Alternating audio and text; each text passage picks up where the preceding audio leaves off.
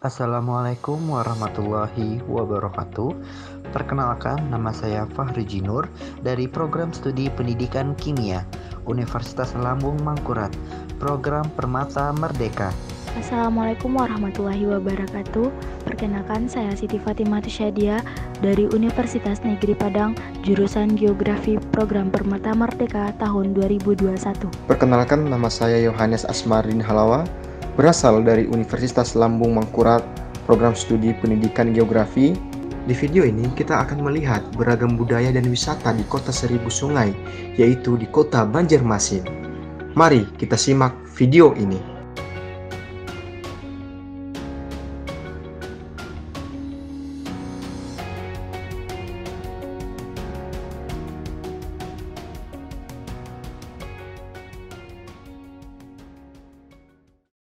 Nah, sekarang kawan-kawan kita sudah berada di area wisata Pasar Terapung Siring yang ada di Kota Banjarmasin.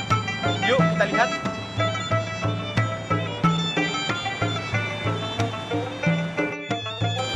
Sekarang kawan-kawan kita sudah berada di Pasar Terapung Siring yang merupakan ikon dari Kota Banjarmasin. Pasar Terapung ini sudah berdiri lebih dari 400 tahun yang lalu.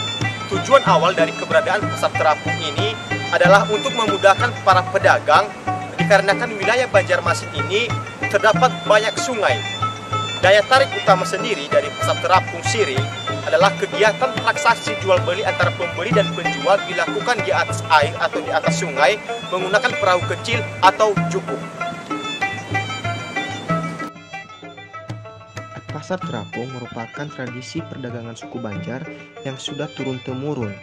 Pasar Terapung berada di Sungai Besar Barito seperti halnya pasar pada umumnya, di mana kegiatan Pasar Terapung juga merupakan kegiatan jual beli seperti jual beli sayuran, ikan-ikanan, makanan maupun jual beli berbagai kebutuhan masyarakat harian lainnya.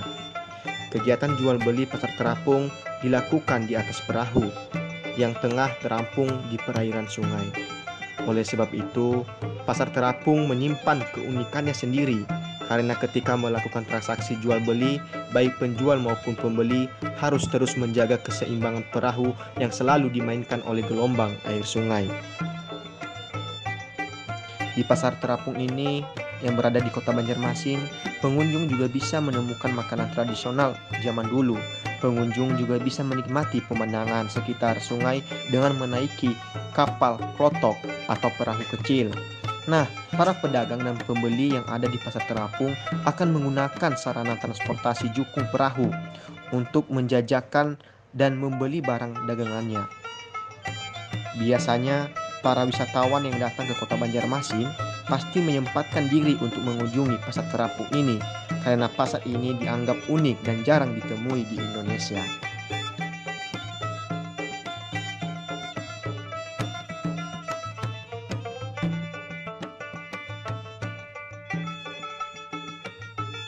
Baik kawan-kawan, seperti yang kalian lihat di belakang saya ini adalah patung bekantan yang merupakan maskot Kota Banjarmasin, di mana binatang bekantan ini merupakan binatang endemik yang perlu dijaga dan dilestarikan. Dan area ini juga area wisata ya Kota Banjarmasin, seperti yang kalian lihat banyak sekali perahu sedang atau sering disebut sebagai kelotok yang digunakan untuk alat transportasi untuk memanjakan para wisata untuk mengelilingi sungai di sekitaran Kota Banjarmasin.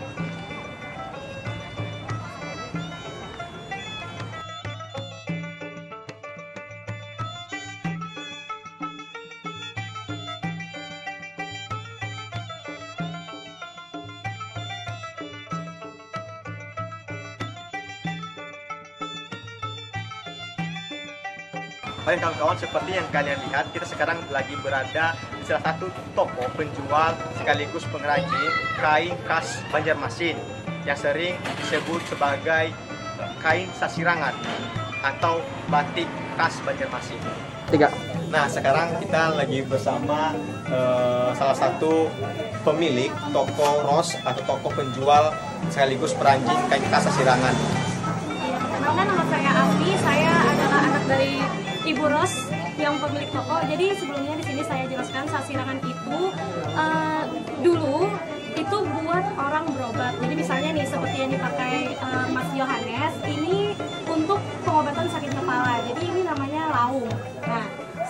sasirangan ini mempunyai beberapa motif. Nah, misalnya yang ini bisa disebut motif keombakan karena bentuknya ini seperti ombak. Nah, terus yang ini namanya gagatas.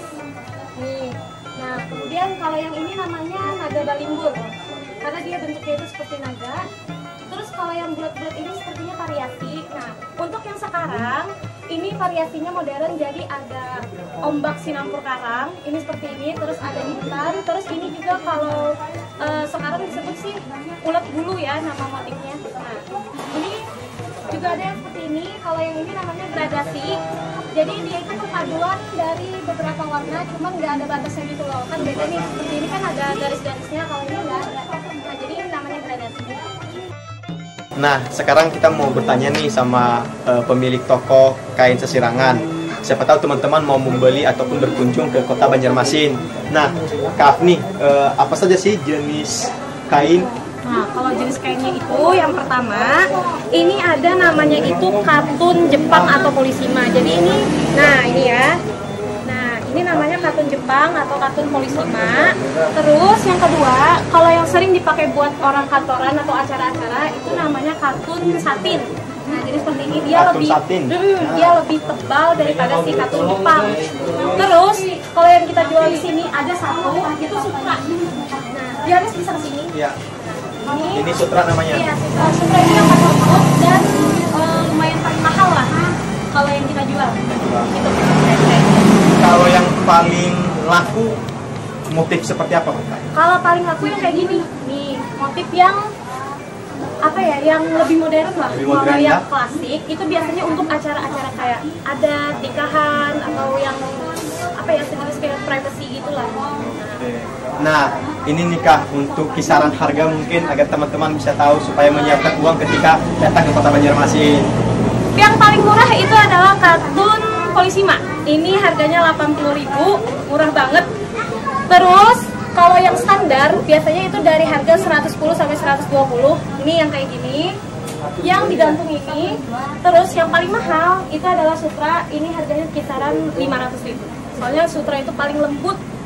Selain digunakan untuk pakaian, apa saja sih Kak hal-hal lain yang digunakan di kain sesirangan ini? Itu bisa pakai sarung kalau cowok, sarung, terus buat gamis, kebaya, terus laung juga, kopiah, nih peci, sorry.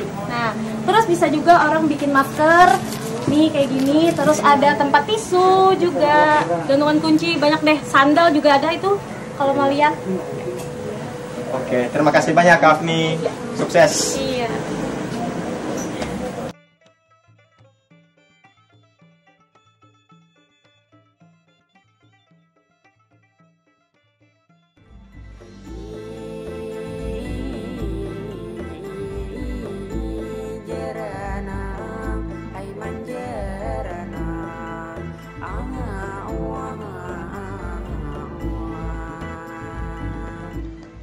Nah, kawan-kawan, seperti yang kalian lihat ini namanya adalah madihin.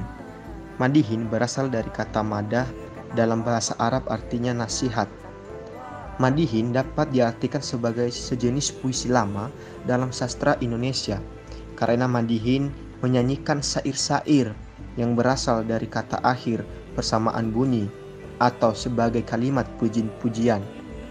Karena bisa dilihat dari kalimat dalam madihin yang kadangkala berupa puji-pujian, penyampaian syair-syair yang dibacakan oleh seniman madihin yang disebut pemadihin.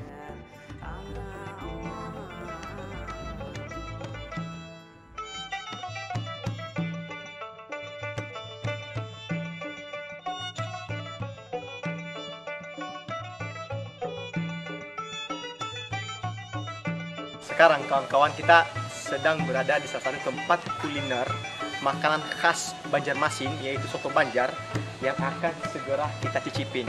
Langsung saja yuk. Oke kawan-kawan, sekarang pesanan kita sudah datang, yaitu soto Banjar yang merupakan salah satu hasil makanan orang Banjarmasin yang terkenal adalah soto Banjar. Di mana kita tahu bahwasanya di soto Banjar ini bukan sembarangan soto karena menggunakan resep warisan leluhur di kota Banjarmasin sendiri. Nah, bisa kita lihat di sini ada telur, ada daging ayam kampung, ada bawang goreng dan segala macam. Sekarang kita akan mencicipinya. Seperti apa rasanya?